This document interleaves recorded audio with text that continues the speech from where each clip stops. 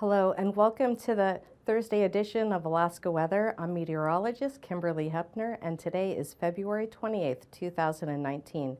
In just a moment, we're going to be on to your aviation, marine, and public forecasts. Let's start out today with the highlights across the state. We are seeing some advisories here in yellow, and towards the west we have a couple of warnings out, and this is for blowing snow conditions from St. Lawrence Island and along the coast of the Seward Peninsula. Also be aware that there's a little bit of a push with the strong storm system that's going to be bringing some possible coastal flooding towards Shishmaref and north towards Point Lay or Point Hope there.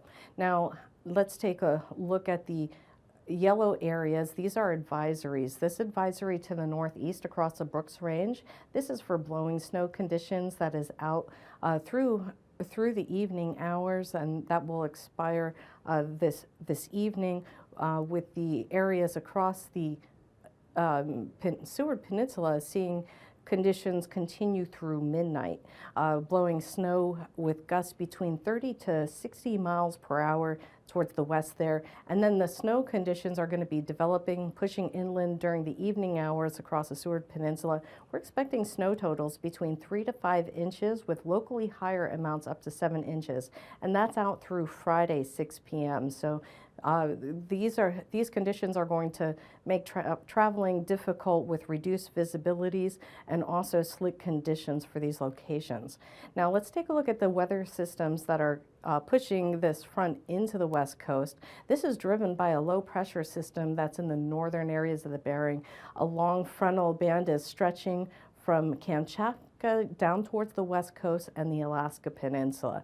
Let me put this into motion one more time for you. You can see this low pressure system is tracking, lifting to the north fairly quickly. However, the frontal band is only slowly moving into the west coast this afternoon.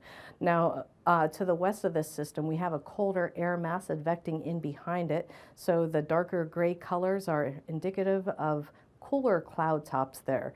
So colder air is moving in behind this warm frontal core, which is bringing some rain basically to just off the west coast this afternoon.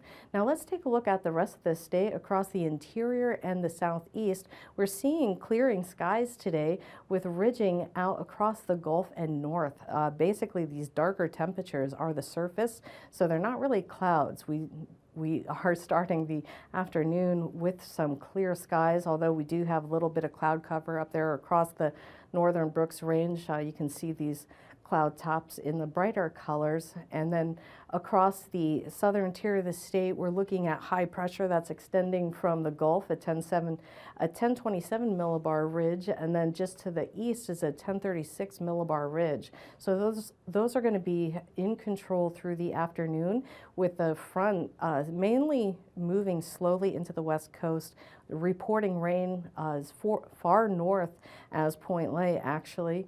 We're seeing these conditions as rain right now as it is a warm front, but we are expecting changes with that system. Now to the west of this system, we are seeing a showery snow pattern across much of the Bering with a trough extending from the surface low. An upper level wave is going to be helping develop this trough, and we'll take a look at that in just a moment. But for now, as we head through the overnight hours, this occluded system is going to be bringing cooler conditions from the west. So see those trends coming in tonight, changing any rain that was pushing into the coast into snow as that frontal makes its inland push. We perhaps might see a mix of rain and snow across the Kuskokwim Delta, but mainly rain across the Alaska Peninsula as we head into the overnight hours. However, there is a chance that we do see a mix of rain and snow. And here to the west, just still that weak trough moving across the central areas of the Bering brings some showery conditions for the Aleutian chain. Now, to the east again, we're going to see a possibility of fog development for the Cook Inlet and for the Yakutat locations, but otherwise we're going to see another night of clear skies across much of the state, with ridging continuing across the east and southern areas. Now let's take a look as we head into Friday, we're going to see this ridge shifting slightly towards the east, and 1024 millibar low, 1048 to the north, still remaining in control. A little bit of a gradient squeeze just along the eastern Brooks Range, but those winds are going to be less than 30 miles per hour at this point, mainly 25 miles per hour. Fog will start off your day for the Cook Inlet locations with mainly the snow along the northwest coast. We could see a possible mix of rain and snow showers, but we're not expecting any accumulations across the southwest. During the day today, we actually saw a total just over a half an inch of rain for Dutch Harbor. So on Friday, expect conditions across the west coast to begin to diminish during the evening time frame. So expect precipitation ongoing through the evening. And then we have this cold air mass that's going to be picking up momentum and pulling towards the coast. So perhaps the Pribilof Islands will get into the snow showers during the afternoon, with snow showers possible for much of the southern Bering. However, we do have a ridge just south of the central Aleutians that'll keep things on the drier side, give a pause between the next system that's going to be quite powerful. To the west, you can see this occluded front that's moving towards Shimia. Now this front is going to be progressing very quickly, and I'll advance this to Saturday so you can see this system is going to be quite powerful and wound up with a 968 millibar low moving towards the western areas of the Bering as we head into Saturday afternoon. Now along the northern waters, expect mostly snow with this system. Very gusty conditions bring storm force winds again for much of the Bering, a mix of rain and snow across the western waters there, and mainly rain across the southern tier. However, with this cold air wrapping around this low pressure system, there is a possibility that we will see some snow and blowing snow issues out there across the western Aleutian chain. Now here across the central areas of this state, we're going to continue to see drier conditions. Now for the southeast, again, another warm, dry, clear day. However, we will see increasing clouds on Saturday as a weak wave moves some moisture towards the coast from the inland locations. So for the southwest, we will see a cooling trend. This cold front is going to be pushing in towards the interior, so that'll bring a cooler conditions for at least your morning, possibly warming once that frontal passage moves inland. We'll get to your temperature maps in just a moment. I should mention actually earlier today, we did start off very cold temperatures here along the eastern areas of the state.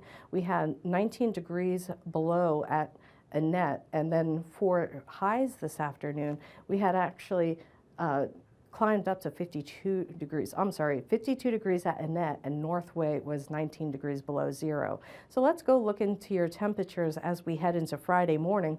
We're expecting very similar trends across the eastern areas of the state. Temperatures will range 0 to 15 degrees below zero, a little bit warmer as you head towards the coastal locations in the teens, but still in the single digits across most of the central locations down through the Cook Inlet, with temperatures near freezing for Kodiak Island. Temperatures will also be freezing and below across much of the southeast, across the northern tier of the state, 10 degrees or below for the northeastern Beaufort Seacoast, and you see that change across the west. We'll see temperatures just below freezing and in the mid-20s. For the southwest, temperatures are going to be right around that freezing mark or just below, and across the Alaska Peninsula between the mid-20s to mid-30s, and a little bit cooler out there towards the west, towards Shimia, where we see temperatures in the upper 20s. Not too much change tomorrow for the Bering locations, in the mid-30s for the Pribilofs and the western chain there, and a little bit warmer across the Alaska Peninsula in the mid-40s. Temperatures for highs tomorrow are going to stay below the freezing mark along the Seward Peninsula and just north, and then just creeping near the freezing mark to mid-30s across most of the southwest. Now for the eastern areas of the state tomorrow, temperatures are going to range again between 15 to 25 degrees with clear skies, so a nice day there. And for the southern mainland, south central locations, we're going to be ranging 15 to 30 degrees, with the warmer temperatures, of course, along the coast in the mid to upper 30s. And for the southeast, they'll see another clear, warm day for your Friday in the mid 30s to near 40 degrees. Temperatures for Saturday morning are going to be bring another cold round into the mid-20s to 32 degrees, just above there for some of the southeast locations. For temperatures Saturday morning, you can see that temperatures are going to be 1 to 6 degrees below zero for the most part. We'll see those colder temperatures on the eastern areas of the state, with temperatures in the mid-20s across the west coast, and temperatures again for the south central locations will be very similar, ranging in the single digits to about 32 degrees for Kodiak Island. Now for the west coast, looking at temperatures just below freezing or in the mid-30s, with the coolest temperatures out towards the west. Now for your high temperatures on Saturday, they're going to stay kind of colder. You can see this cooler trend for the eastern half of the state, with slightly warmer temperatures there across the southwest, the Alaska Peninsula. But then notice the temperature trend across the west here. We're going to see temperatures climbing into the mid-30s. So this is a warm core system. It's going to pull up that rain across the southern Bering waters. Now another warm day, but a little bit moderated for the southeast into the mid-30s to near 40 degrees, mainly due to cloud cover moving in from the inland locations. And then temperatures will be fairly uniform, 30 to 35 degrees across much of the southern tier of the state. Now in just a moment, we'll be back with your aviation forecast. And now, aviation weather around Alaska. And now on to your flying conditions for Friday, looking at widespread MVFR to IFR ceilings across the west coastal locations, the eastern Bering, and along the Alaska Peninsula. Also widespread MVFR conditions across much of the Bering, and we'll see the conditions also across the southern and central Gulf waters creeping into the eastern areas of the Gulf. Across the Gulf through the afternoon, expect that MVFR condition to continue, as well as the west coast seeing the IFR and MVFR conditions. We'll see a little bit of a break across some of the central and southern Bering waters. However, be on the lookout for Friday afternoon. That's another system's going to be quickly pushing to the north, bring the IFR and MVFR conditions back to the southern Bering and the western half of the chain there.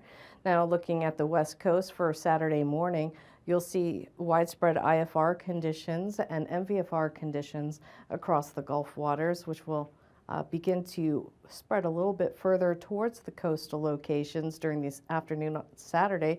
Some improvement for the coast on Saturday afternoon, just some spotty IFR conditions. And here's this next system pushing further to the central locations of the Bering. So IFR and MVFR will be spreading further to the east Saturday afternoon. Now let's take a look at your passes in more depth. We have Anatuvik Pass staying VFR all day, as well as Adigan Pass. And looking at Lake Clark and Merrill Pass, a VFR day for you. And we'll see Rainy Pass VFR as well. We're going to see lots of VFR there for Windy, and also Isabel Pass VFR. VFR conditions for Mentasta, VFR for Tanita. So we'll see VFR at Portage as well. Chilkoot and White Pass will be VFR. So VFR conditions expected at all the passes. Let's take a look at your freezing levels. Now the surface freezing level would be draped across the central areas of the Bering and then cross across the southwestern parts of the state and hug the coast of the Gulf of Alaska. We'll see height rises 2,000 to 4,000 feet across the Gulf. And the upper level freezing level will be there up along the north slope at 2,000 feet. And then we'll see also 2,000 feet just creeping across the Alaska Peninsula.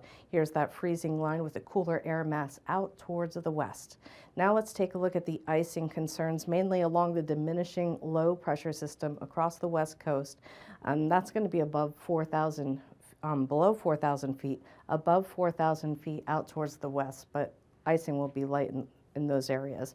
And then we'll see some light icing just out towards the panhandle locations from low pressure just pushing a system towards the southeast there, so above 6,000 feet for you.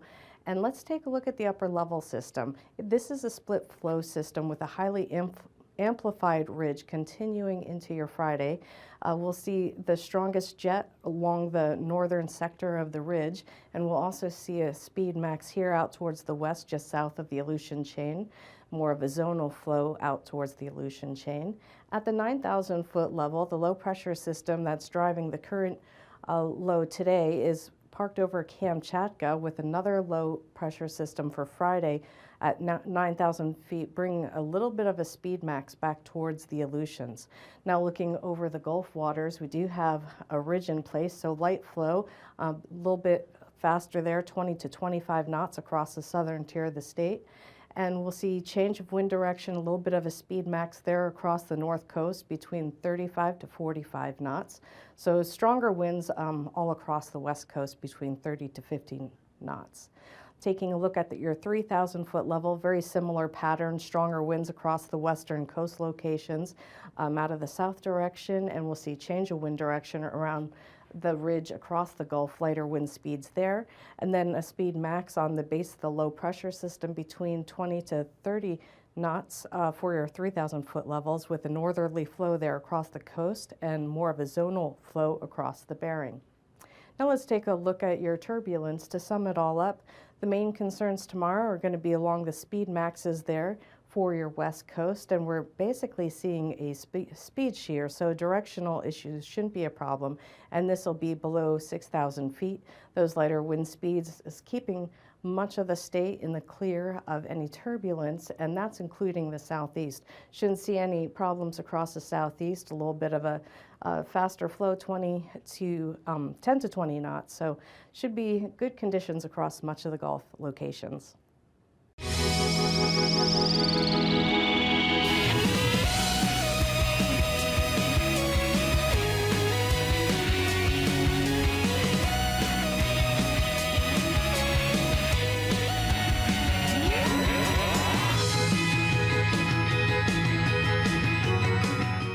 The Orion Family Reunion. Hey there, stargazers. I'm Dean Regas, astronomer for the Cincinnati Observatory. And I'm James Albury, director of the Kika Silva Pla Planetarium in Gainesville, Florida. We're here to help you find your way around the sky tonight. This week, we're going to focus on a group of winter constellations surrounding Orion the Mighty Hunter. Often called the Orion family, these constellations have some of the brightest stars in the entire sky. Now, the ancients watched the sky the same way we watch TV. Get this, when they tuned into the winter stars, they saw a giant hunter with 3 stars for a belt being trampled by a bull with 7 women on its back, while 2 hunting dogs were chasing after a unicorn and a bunny rabbit down by the river. You might be thinking, how can anyone see that much into the stars? Don't worry, we'll walk you through it and introduce you to the entire Orion family. Okay, we've got our skies set up for 8 p.m. facing south. The constellation Orion takes center stage, and he'll play the central role in our winter sky saga. There are a lot of bright stars in this area of the sky, and we have an ancient story that ties them all together. Orion's brightest stars are Blue Rigel on his left foot and a ruby red Betelgeuse marking his, armpit. Ew, stinky. But, of course, Orion is the most famous for his trademark belt. 3 stars all lined up. Not only are the belt stars your cue that you found Orion, they'll also point you to several other constellations. Connect a line through the belt stars and keep going up and to the right. You'll pass just under a bright orange star called Aldebaran. Look out, because this is the menacing eye of Taurus the bull. Taurus has a small V shape of 5 stars for a face and 2 long horns. Now, if you continue past the V of Taurus, you'll run smack dab into the best and brightest open star cluster in the night sky. These are the Pleiades, or 7 sisters. The Pleiades look like a little cloud to the naked eye, but upon second glance, you might be able to make out 5 or 6 of the individual stars. In a good pair of binoculars, they are just awesome. Formed from the same nebula, the 7 sisters are young, hot stars burning the candle at both ends. These stars may only live millions of years, as opposed to our sun, which has a lifespan of about 10 billion years. But wait, there's more than 7 of them. The cluster includes hundreds of stars, with only the 7 brightest visible to the naked eye. In Greek mythology, Orion fell in love with the sisters, all 7 of them.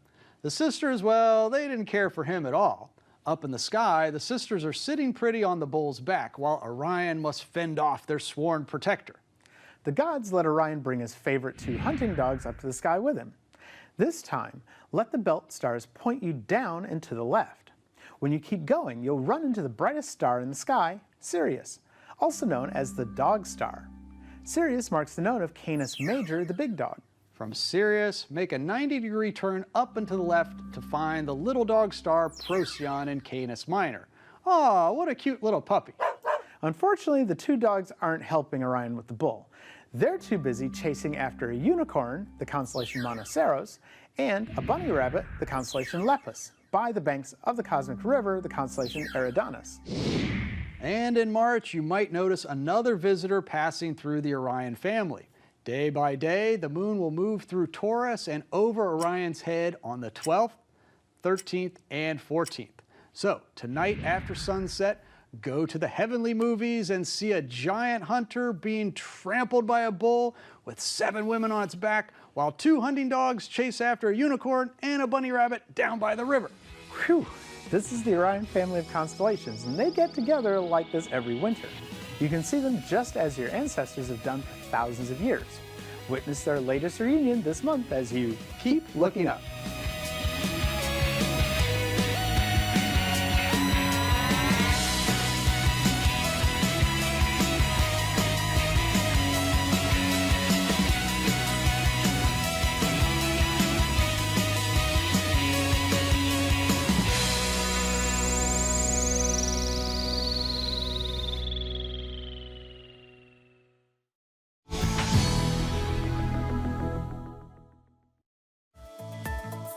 And now, marine weather around Alaska. Now on to your marine forecast. We're going to start looking at the ice edge. We're going to see a continuation of the ice to be pushed towards the north as we have these south to north winds through the Bering Strait location. So expect that ice to continue to decrease as the southerly flow helps to push that ice to the north. So same story as we head through the end of the week. Now let's take a look at your Friday forecast for the southeast, looking at flow mainly to be out of the north and then changing direction towards the Dixon entrance. So strongest winds up there in the northern channels, small craft. And then for the outer waters, still under light flow out of the southeast to east direction. As we head into your Saturday forecast, here's that offshore flow setting up across the entire area between 15 to 25 knots, the strongest there in the northern Lynn Canal locations. And then the outer waters will continue to be lighter between 10 to 15 knots, seas between 3 to 5 feet across those inner waters, and then the outer waters will be between 7 to 8 feet. Taking a look at the northern Gulf and west, we'll see lighter flow continue on this day between 10 to 15 knots, and seas on this day will range between 2 to 3 feet. So not bad as we head into your Saturday as that light wind continues out of the north and east directions, looking at seas between 3 to 5 feet still, a little bit lower seas there across the southern inlet at 2 feet, and Prince William Sound will stay fairly quiet again. Now your Friday forecast, change of wind direction here across the Alaska Peninsula from southeast to the west directions, but primarily under small craft there for these locations, across the Bering between 5 to 7 feet, some small craft for the wave heights there just south of the peninsula between 8 to 12 feet. And then let's take a look at your Saturday forecast. Not much change in wind speeds, but change in direction. So we'll see the seas fairly consistent with 7 to 8 feet actually just south of the Alaska Peninsula there. Now for the western Aleutians, expect south to westerly flow through the eastern Aleutians on your Friday. We'll see primarily seas between 8 to 14 feet on this day. And then on Saturday, that's where that next storm system is going to be coming up and bringing storm force winds and high waves for the end of the week. So looking at 50-knot winds from the western chain through the central Aleutians with gales towards the eastern areas of the Aleutians. Looking for seas ranging from just below 10 feet to near 30 feet as you head to the west. Now, your Friday forecast across the west coast is going to be a little bit shifty with those wind directions as that front. One front pushes inland and the next front approaches from the west. So look for small craft advisories out of the south for these locations between 5 to 15 feet for wave heights. And then we head into Saturday, slightly stronger winds out there north of the Pribilofs with 35 knots. Winds are going to be picking up out of the south directions there. Where the front pushes inland, it'll be more of a westerly direction there along the coastal locations. And seas on this day will be between 4 to 10 feet primarily. And then for your north and west coast locations on Friday, strongest winds are going to be from the Bering Strait and north. So look for ice-free waters to be around 5 feet with the wave heights off the Seward Peninsula.